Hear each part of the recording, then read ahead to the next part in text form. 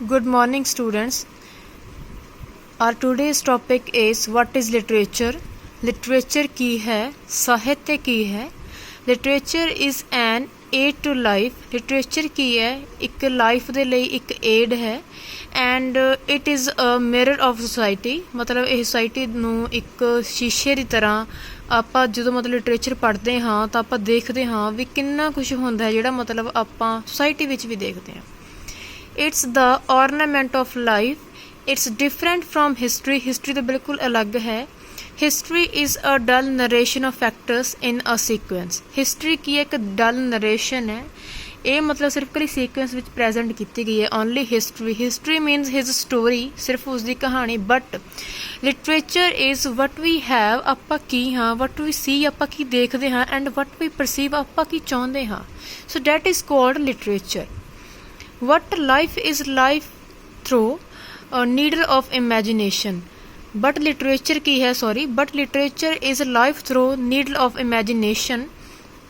ਵੀ ਆਪਾਂ ਇੱਥੇ ਇਮੈਜਿਨ ਕਰਦੇ ਹਾਂ. ਲਿਟਰੇਚਰ ਇਜ਼ ਐਵਰਗ੍ਰੀਨ ਹੁੰਦੀ ਹੈ, ever fresh, ever lasting, cause it gives a strange turn and twist to life.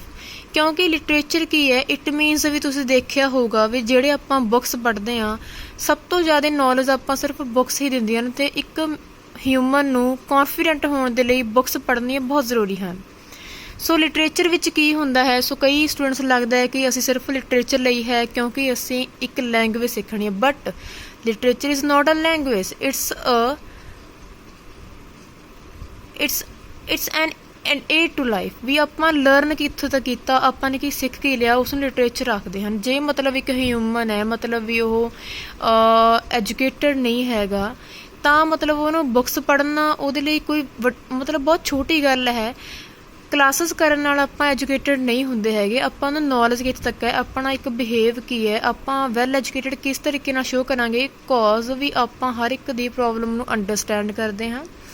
ਸੋ ਵੀ ਆਪਾਂ ਕੁਛ ਕੁ ਗੱਲਾਂ ਆਪਾਂ ਬਹੁਤ ਸਾਰੇ ਲੋਕਾਂ ਨਾਲ ਰਹਿ ਕੇ ਸਿੱਖ ਚੁੱਕੇ ਹਾਂ ਵੀ ਆਪਾਂ ਡਿਸਕ੍ਰਿਮੀਨੇਸ਼ਨ ਨਹੀਂ ਕਰਦੇ ਹੈਗੇ, ਆਪਾਂ ਕਿਤੇ ਨਾ ਕਿਤੇ ਆਪਾਂ ਐਡਜਸਟ ਕਰਦੇ ਹਾਂ, ਵੀ ਆਪਾਂ ਚਾਹੁੰਦੇ ਹਾਂ ਵੀ ਆਪਣੀ ਜਿਹੜੀ ਲਾਈਫ ਆਪਾਂ ਨੂੰ ਕੀ ਸਿਖਾਉਂਦੀ ਹੈ ਅਤੇ ਆਪਾਂ ਕਿੱਥੇ ਤੱਕ ਜਾਣਾ ਚਾਹੁੰਦੇ. So that is called literature.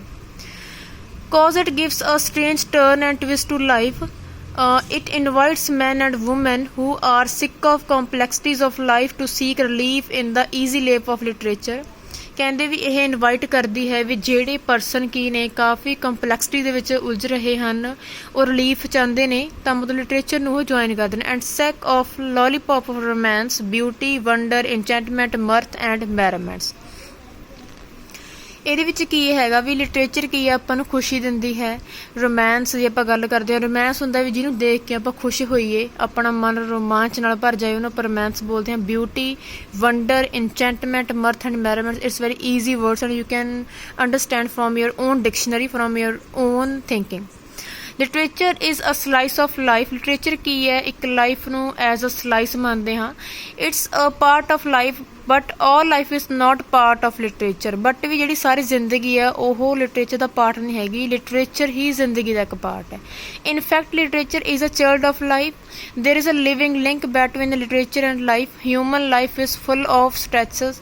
Human life ਦੇ ਵਿੱਚ ਕੀ ਹੈ, ਸਟ੍ਰੈਸਸ ਨੇ, ਸਟ੍ਰੇਨਸ ਨੇ, ਟੀਅਰਸ ਐਂਡ ਲਾਫਟਰ ਹੈ. Some time we hug it and some time we detest. But literature we always hug, embrace, if love, because it presents photogenic face of life.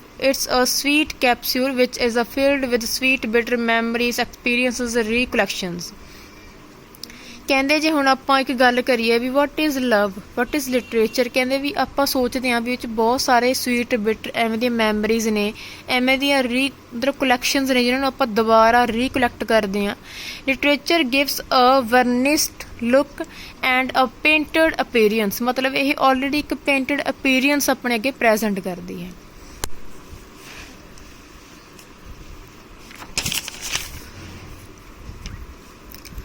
It makes life acceptable, presentable and lovable. Literature ਮਤਲਬ ਕੀ ਹੈ, ਜ਼ਿੰਦਗੀ ਨੂੰ acceptable ਬਣਾ ਦਿੰਦੀ ਹੈ, ਪ੍ਰੈਜ਼ੈਂਟੇਬਲ, ਆਪਾਂ ਬਹੁਤ ਕੁਛ ਐਕਸੈਪਟ ਕਰਦੇ ਹਾਂ, ਪ੍ਰੈਜ਼ੈਂਟ ਕਰਦੇ ਹਾਂ, ਲਵੇਬਲ ਦੇ ਵਿੱਚ ਜਾਂਦੇ ਹਾਂ. Literature is a representation of life through lens of imagination and alchemy of fancy. Literature ਮਤਲਬ ਕੀ ਹੈ, ਇਮੈਜੀਨੇਸ਼ਨ ਦੇ ਥਰੂ ਰੀਪ੍ਰੈਜੈਂਟੇਸ਼ਨ ਕਰਦੀ ਹੈ। ਐਂਡ ਐਲਕਮੀ ਆਫ ਫੈਂਸੀ ਮਤਲਬ ਵੀ ਆਪਾਂ ਬਹੁਤ ਕੁਛ, ਆਪਾਂ ਕਈ ਗੱਲਾਂ ਤੋਂ ਆਪਾਂ ਅਟਰੈਕਟ ਹੁੰਦੇ ਹਾਂ। It presents life which is at same time boring and monotonous, looks very tempting through the eyes of literature.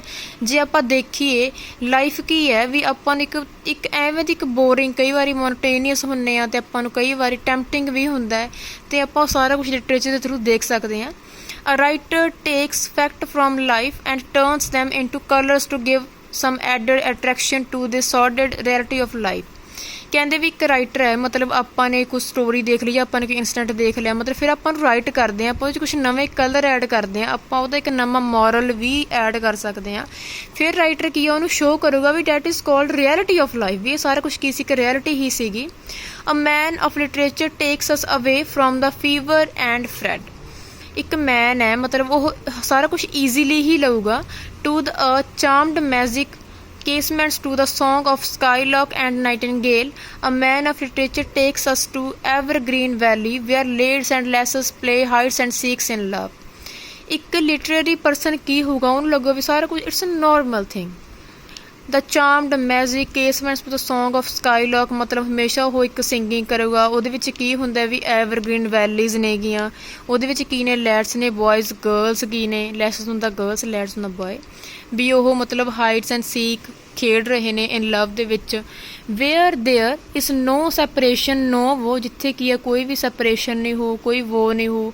No want and poverty, 1 minute।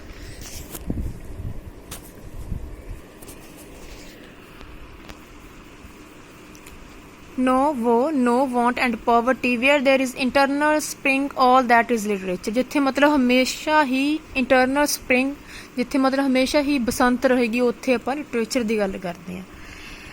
It's not only escape from life, ਵੀ ਇਹਦਾ ਮਤਲਬ ਇਹ ਨਹੀਂ ਹੈਗਾ ਵੀ ਆਪਾਂ ਸਿਰਫ ਇਕੱਲਾ ਇਮੈਜੀਨੇਸ਼ਨ ਦੇ ਵਿੱਚ ਹੀ ਰਹੀਏ, ਵੀ ਆਪਾਂ ਆਪਦੀ ਲਾਈਫ ਤੋਂ ਕੀ ਅਸਕੇਪ ਕਰ ਰਹੇ ਹਾਂ, ਭੱਜ ਰਹੇ ਹਾਂ। It performs the function of a mirror, ਮਤਲਬ ਇਹ ਸਿਰਫ ਇਕੱਲਾ ਇੱਕ ਫੰਕਸ਼ਨ ਪਰਫੋਰਮ ਕਰਦੀ ਹੈ। A mirror which enables the reader to see himself and his world, provided reader learns how to see. Literature ਆਪਾਂ ਨੂੰ ਕੀ ਸਿਖਾਉਂਦੀ ਹੈ, ਮਤਲਬ ਇੱਕ ਮਿਰਰ ਦੇ ਵਿੱਚ ਆਪਾਂ ਖੁਦ ਨੂੰ ਦੇਖਦੇ ਹਾਂ, ਮਤਲਬ ਆਪਾਂ ਫਿਰ ਇੰਨਾ ਕੁ ਹੋ ਜਾਂਦੇ ਹਾਂ ਵੀ ਹਾਊ ਟੂ ਸੀ, ਵੀ ਆਪਾਂ ਨੇ ਖੁਦ ਨੂੰ, ਸਾਰੇ ਵਰਲਡ ਨੂੰ ਆਪਾਂ ਨੇ ਦੇਖਣਾ ਕਿਵੇਂ ਹੈ, ਇਹ ਆਪਾਂ ਨੂੰ ਲਿਟਰੇਚਰ ਸਿਖਾਉਂਦੀ ਹੈ, ਇਹ ਆਪਾਂ ਨੂੰ ਸਾਹਿਤਯ ਸਿਖਾਉਂਦਾ ਹੈ। Literature is not only a mirror, ਇਹ ਇੱਕ ਮਿਰਰ ਨਹੀਂ ਹੈਗੀ, ਇਟਸ ਆਲਸੋ ਅ ਮੈਪ, ਇੱਕ ਮੈਪ ਹੈ, ਅ ਜੋਗਰਾਫੀ ਹੈ of the mind. It tells people that all that glitters is not gold, ਇਹ ਵੀ ਦੱਸਦੀ ਹੈ ਵੀ ਹਰ ਇੱਕ ਚਮਕਦੀ ਚੀਜ਼ ਉਹ ਹਮੇਸ਼ਾ ਕਦੇ ਵੀ ਸੋਨਾ ਨਹੀਂ ਹੁੰਦੀ। It says that our sweetest songs are those that tell of the saddest thought।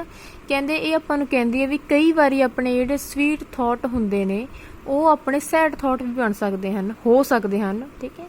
Man of literature says that sweet are the uses of adversity and misery both part flux of company. ਇੱਕ poem ਸੀ, sweet are the uses of adversity, ਕਿ ਮੁਸੀਬਤ ਵੀ ਕਈ ਵਾਰ ਵਧੀਆ ਹੁੰਦੀ ਹੈ, and ਮਾਈਜ਼ਰੀ, ਸੋ ਦੋਨੋਂ ਆਪਣੀ ਜ਼ਿੰਦਗੀ ਦੇ ਵਿੱਚ ਇੱਕ ਪਾਰਟ ਨੇ, ਮਤਲਬ ਆਪਾਂ ਨੂੰ ਇੱਕ ਫਲਕਸ ਦੇ ਵਿੱਚ ਲੈ ਕੇ ਜਾਂਦੇ ਨੇ। The great writers have written that little knowledge is a dangerous thing, ਅਤੇ ਕਹਿੰਦੇ ਇੱਕ ਰਾਈਟਰ ਨੇ ਲਿਖਿਆ ਵੀ little knowledge is a dangerous thing, ਵੀ ਇੱਕ ਛੋਟੀ ਨੌਲੇਜ ਇੱਕ ਵੱਡੀ ਚੀਜ਼ ਹੀ ਬਣ ਸਕਦੀ ਹੈ, ਅਤੇ ਆਪਣੇ ਲਈ ਇੱਕ ਮਤਲਬ ਇੱਕ ਛੋਟੀ ਜਿਹੀ ਗੱਲ ਹੈ ਜਿਹੜੀ ਆਪਣੇ ਲਈ ਇੱਕ ਵੱਡੀ ਇੰਪੋਰਟੈਂਸ ਰੱਖ ਸਕਦੀ ਹੈ।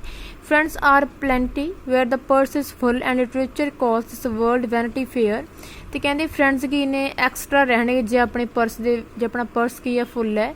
ਲਿਟਰੇਚਰ ਕੀ ਕਹਿੰਦੇ, this world vanity fair is a waste land, it's through. T S. Eliot ਕਹਿੰਦਾ ਵੀ ਆਰ ਦਾ ਹੋਲੋ ਮੈਨ, ਅਸੀਂ ਹੀ ਹੋਲੋ ਮੈਨ ਆ, ਅਸੀਂ ਹੀ shallow men, and we are the stuffed men, ਅਤੇ ਅਸੀਂ ਹੀ ਸਟਫਡ ਮੈਨ।